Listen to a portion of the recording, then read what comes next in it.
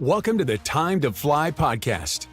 It's time to give your business wings and take flight to achieve more impact, influence, and income with unique perspectives, tools, and tips from successful entrepreneurs and business professionals to help your business fly. Here to educate, encourage, and entertain you with their own unique perspectives and experience, plus sharing anecdotes of growing up as cowgirls. Here's your host, Jill Fleming. Hello, and welcome to this episode of Time to Fly, Give Your Business Wings. I'm your host, Jill Fleming, and today I'm going to be talking about getting out of your comfort zone. One of my favorite quotes about getting out of your comfort zone is a quote by Neil Donald Walsh. It goes, "Life begins at the end of your comfort zone." Another favorite quote of mine is, "Everything you've ever wanted is one step out of your comfort zone." Today, I wanted to talk about getting out of your comfort zone because I am embarking on another adventure to get out of my comfort zone. I'm going to be leaving the place that I've lived for the last 5 years, and I'm going to be going out and traveling and working and being basically a traveling nomad for the next 2 to 3 months with really no idea where I'm going to land after that time. And that definitely is pushing my comfort zone. I'm normally a person that likes to travel, but I also like a place to come back home to. When an opportunity arose for me to put all my things in storage and just travel and save the overhead of rent, I took that as a sign to shake things up and go do something different and get outside of my comfort zone. And an exercise I use when I'm working with my clients around getting outside of their comfort zone is all of your hopes, goals, and dreams are outside of your comfort zone. Otherwise, you'd already have them, and your comfort zone would encompass those hopes, goals, and dreams. And as we step outside of our comfort zone, guess what? It gets uncomfortable. But the key is as you step outside your comfort zone, you're getting into that uncomfortableness. The key is staying there, taking those steps and being there long enough for it to get comfortable. It's actually kind of funny. Our brain is lazy. And I don't know if you've ever moved before and you were driving home and you all of a sudden notice that you're on your way to where you used to live. That's become a routine. That's become a pathway in your brain that it just runs a program to be like, okay, we're going home and I know how to go do this. And our brains are funny because it loves routine because then it doesn't take that much energy. Our brains are lazy. So if it's like, hey, if I can talk you into doing the same old thing every day, then I don't have to work that hard. And so when we step outside of our comfort zone and we get into a place that's uncomfortable, but it's going towards those hopes, goals, and dreams that we're going after, our brain, our self-talk will usually try to talk us out of it and tell us, oh, you won't want to do that. Oh, that's going to be scary. It won't be safe. We'll have all of this negative self-chatter that can happen. And that's our brain trying to talk us out of doing what's uncomfortable because it doesn't want to have to learn something new. And when I first moved here to California, I was aware of this because I was taking a big step outside of my comfort zone, coming to a state that I had never lived in. And I observed the self-chatter from a viewpoint of what am I experiencing with this knowledge that I need to get comfortable being uncomfortable. And when I first moved here, I noticed the first 2 to 3 weeks, the self-chatter was really bad of what were you thinking? Why did you move here? You don't know where the gas station is. You don't know where to go to get groceries. I always feel lost. And I was just very uncomfortable, but I knew to lean into that uncomfortableness, that too would pass. And about the 3 to 4 week mark, I noticed something shifted. And I felt like it was my brain essentially deciding that it wasn't going to be able to talk me out of what I'd chosen. And it decided to finally start getting comfortable again, to start realizing of, okay, I do know where the gas station is now. Okay, I do know where to go get groceries. I know a couple ways to get to the beach. So that 3 to 4 week mark, I noticed that things really shifted for me and I started getting comfortable again because our brains will shift. And when they realize that it can't talk you out of what you're doing that's making it uncomfortable, then it will shift to get comfortable again. What I realize is I've now been in California for 5 years and I'm very comfortable here. I know my way around. I have friends. I know what's going on. I know traffic patterns. I know what's going on. But I've also found that I've gotten kind of complacent in that and have kind of stopped growing and stopped expanding and stopped really going after those hopes, goals, and dreams that I have. And so it's interesting when an opportunity popped up for me to leave and put all my things in storage and just travel for work around the country for 3 months. I jumped at that opportunity. Will it be uncomfortable? Yes, absolutely. But I'm excited to see what it can produce in my life by just doing something different, by getting out of my comfort zone, being out traveling, meeting new people, experiencing new areas, and really feeling into where it is and what it is I want to do next. I will continue, of course, to do my business coaching and life coaching, but that's the beautiful thing is I've created that to be able to do that from anywhere. I've created a life where I have time freedom and I have location freedom. And one of my targets for this year is really looking at creating financial freedom. And as I set that target at the beginning of the year, this showed up for me to take advantage of that. Not having to pay rent for 3 months while I'm traveling really will add to that financial freedom for me to be able to pay off some things and put myself in a position that I could potentially start doing real estate investing, which is something that's been on my radar. And as I've started talking to people about doing real estate investing, other people have been coming up and giving me ideas and say, "Oh, I've been interested in doing that as well." And little opportunities and things have been popping up for me as I set that intention and go out and start really focusing on that and seeing what is available to create. And I also have an exercise of setting the energies that I want in my life. I actually call this an energy dial exercise that I work with all my clients on really setting the energy and the intention that you want to bring into your life.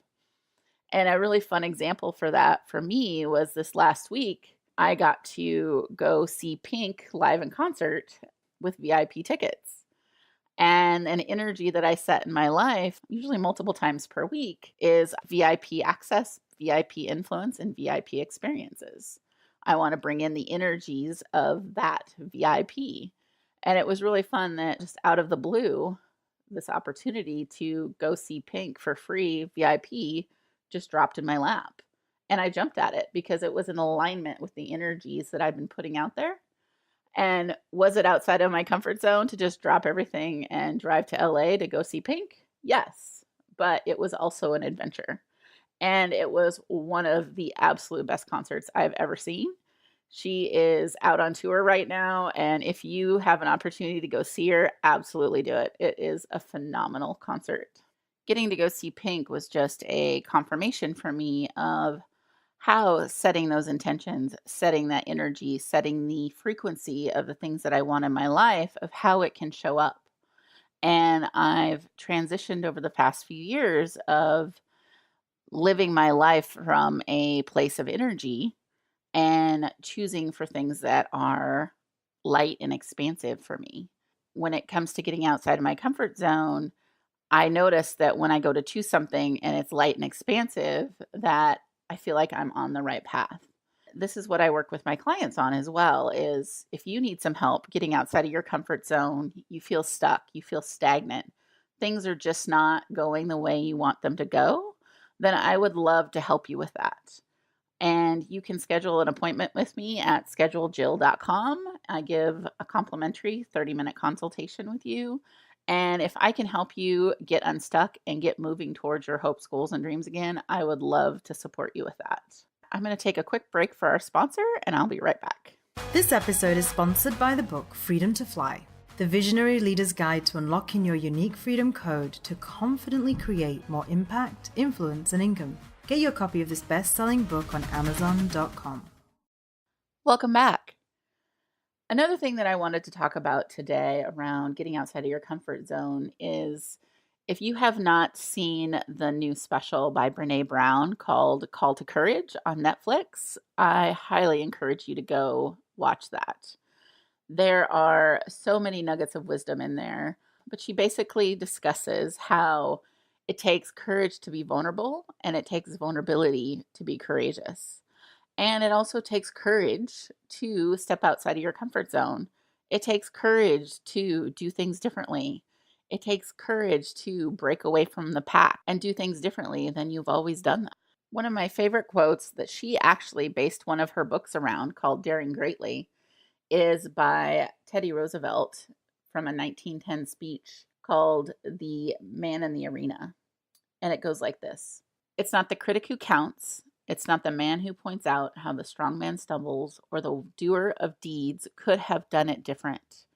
The credit belongs to the person who's actually in the arena, whose face is marred with dust and sweat and blood, who strives valiantly, who errs, who comes up short again and again, and who in the end, while he may know the triumph of high achievement, at least when he fails, he does so daring greatly." That quote has been a quote that I've lived my life by. And Brene Brown talks about how that quote came into her life at a time where she really needed encouragement and was receiving a lot of negative comments and a negative feedback when she first put herself out there and was visible and got outside of her comfort zone and did a TED Talk and chose to be vulnerable and really talk about what she was seeing, as opposed to hiding behind what she calls the facade of being a researcher. She talks about how it's being the people in the arena. And if you apply that to a sports analogy, if you think of football, for example, there's always certain number of players that are in the arena, that are playing, that are making the decisions, that are making the calls, and sometimes they work and sometimes they fail. But there's always a lot of cheap seats in the arena of people who have criticism or feedback or things that, oh, you should have done that better, but they weren't actually in the arena. Part of that getting outside of your comfort zone is being around people too that push their edges, that want to grow and that want to expand and are striving for more and are made for more, that they know it and they're striving for that and are out there in the arena. And it's not easy.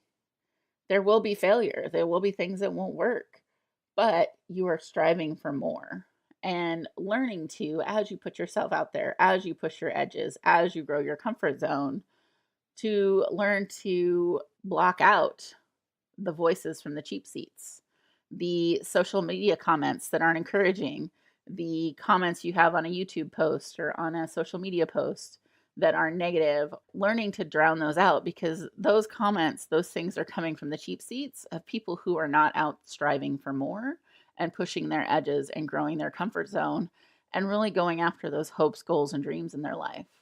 They're stuck in that rut. They're doing the same thing over and over again. And they're not willing to get uncomfortable and put themselves out there and really stretch their comfort zone. So just remember that as you're contemplating going for something new. And oftentimes we have the nudge, we have those little nuggets that pop up of like, oh, wouldn't it be great to, or I've always wanted to, fill in the blank, and then figure out how you can make that happen. And then figure out what are those steps that you could take to make that happen, and then start taking them. Yes, it's going to be uncomfortable, but as you start something new, you're not going to be an expert at it right away. I liken it to an analogy of a baby who's learning to walk. As parents, when the baby falls down the first time that it's learning to walk, it's like, oh, you're a failure. It's never going to work. You're going to crawl for the rest of your life. No, you encourage them to get up, and they try again and they try again until pretty soon they're up running and you can't keep track of them anymore. And then next thing you know, they're going to kindergarten, and then they're going to be in 8th grade, and then they're graduated. And so it's the same thing with doing something new. You have to give yourself grace to fail and to get up and to try again and to fail again and to get up and to try again and to fail again and to get up and to try again and succeed. Our history is filled with examples of that, of the light bulb. How many times did Thomas Edison try the light bulb before it actually was a success? And I think in our current society, we get so fixated on having instant gratification, that we think that it should be instant. We have instant things on the internet. Everything is at our fingertips. And we think that for us, that we should be able to instantly be different and instantly do something or choose something different and have it be different. But it is a process. It is a journey. This life is an adventure, and we're here to enjoy that journey. It's not all about the destination. And so remember that as you're taking those steps outside of your comfort zone, going towards those hopes, goals, and dreams, you may have to take a leap. You may have to take a big step. You may have to get uncomfortable. So remember, it is time to fly. It's time to take that leap. It's time to take the jump and give your business wings. A big thank you to this episode's sponsor, Freedom to Fly, the visionary leader's guide to unlocking your unique freedom code to confidently create more impact, influence, and income. Get your copy of this best-selling book on Amazon.com. Join our flock. Stay informed of all things Time to Fly by subscribing to our newsletter at timetoflypodcast.com. And be sure to tune in to our next show.